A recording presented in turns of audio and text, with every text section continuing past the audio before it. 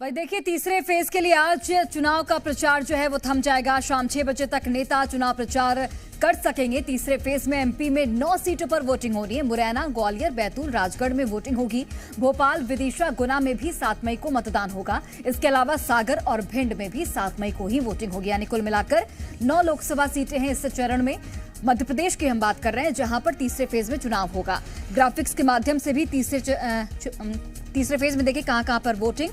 राजगढ़, भोपाल, विदिशा, इसके अलावा मुरैना, ग्वालियर, बैतूल में वोटिंग होगी और सागर और भिंड में भी वोटिंग होगी। छत्तीसगढ़ की अगर हम बात करते हैं तो छत्तीसगढ़ में 7 लोकसभा सीटों पर वोट डाले जाएंगे और ये आखिरी फेज होगा छत्तीसगढ़ में लोकसभा के चुनाव का, जिसमें बिलासपुर, दुर्ग, रायपुर में भी 7 मई को वोटिंग होगी।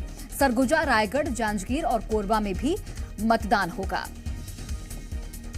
तो आज प्रचार प्रसार का जो शोर है वो थम जाएगा शाम 6 बजे के बाद और 7 मई को एमपी की 9 लोकसभा सीटों पर वोटिंग होगी। वहीं छत्तीसगढ़ की 7 लोकसभा सीटों पर वोटिंग होने वाली है।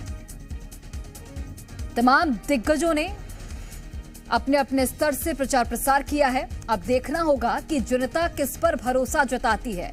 हालांकि यहां पर गौर करने वाली बात यह भी होगी कि मतदान प्रतिशत चूंकि 2 चरणों में उतना अच्छा नहीं रहा था। अगर मध्य प्रदेश की बात करें तो क्या इस चरण में मतदान प्रतिशत में बढ़ोतरी होगी? अपील यही है कि अपने मताधिकार का इस्तेमाल करें, अपने मत का प्रयोग करें।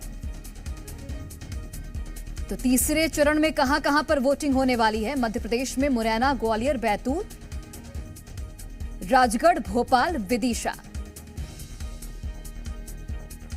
इसके अलावा देखिए गुना, सागर और भिंड, ये वो 9 लोकसभा सीटें हैं जहां पर तीसरे फेज में वोटिंग होगी। हम मध्य प्रदेश की बात कर रहे हैं और अगर छत्तीसगढ़ की बात करें तो ये अंतिम चरण है जहां पर 7 मई को वोट डाले जाएंगे और सरगुजा, रायगढ़, जांजगीर, कोरबा में मतदान होगा। इसके अलावा देखिए बिलासपुर, दुर्ग और रायपुर, ये कुल मिलाकर 7 लोकसभा सीटें हैं और ये काफी निर्णायक ये फेज होने वाला है छत्तीसगढ़ के लिए भी, क्योंकि कई ऐसे दिग्गज हैं जो चुनावी मैदान में हैं, चाहे बात कांग्रेस की कर लें या फिर बात भारतीय जनता पार्टी की जाए।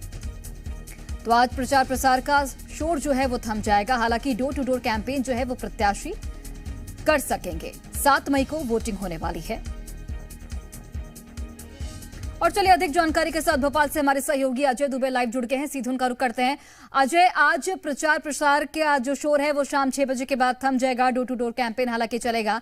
फिलहाल ये जानकारी दीजिए कि आज कौन कौन से महत्वपूर्ण दौरे होने वाले हैं बीजेपी की ओर से और कांग्रेस की ओर से।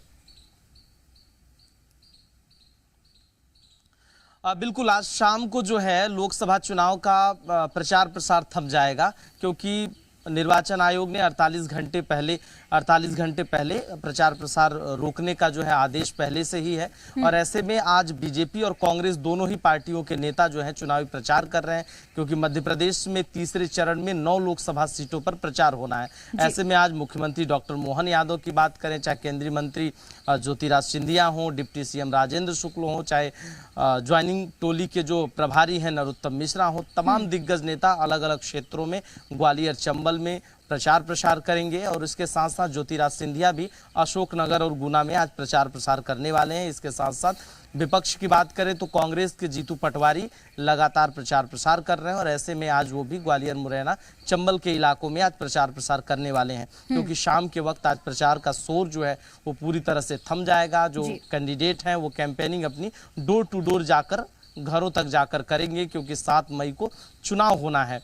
और ऐसे में अब जो नेता है वो कितना जनता को अपने रीति नीति और उसके साथ साथ जो कांग्रेस और बीजेपी के जो दोनों ही पार्टियों के जो वादे हैं कितना लुभा पाए हैं, ये मतदान के बाद जब 4 जून को परिणाम आएंगे तब पता चलेगा। लेकिन फिलहाल आज शाम को प्रचार प्रसार थम जाएगा। जो स्टार प्रचारक है, जो नेता है, वो उस संसदीय क्षेत्र से में नहीं रहेंगे जो वहां के मतदाता नहीं है। तो शाम के वक्त थम जाएगा और सारे जो स्टार प्रचारक ठीक है अजय, बहुत बहुत धन्यवाद आपका तमाम जानकारी हम तक पहुंचाने के लिए।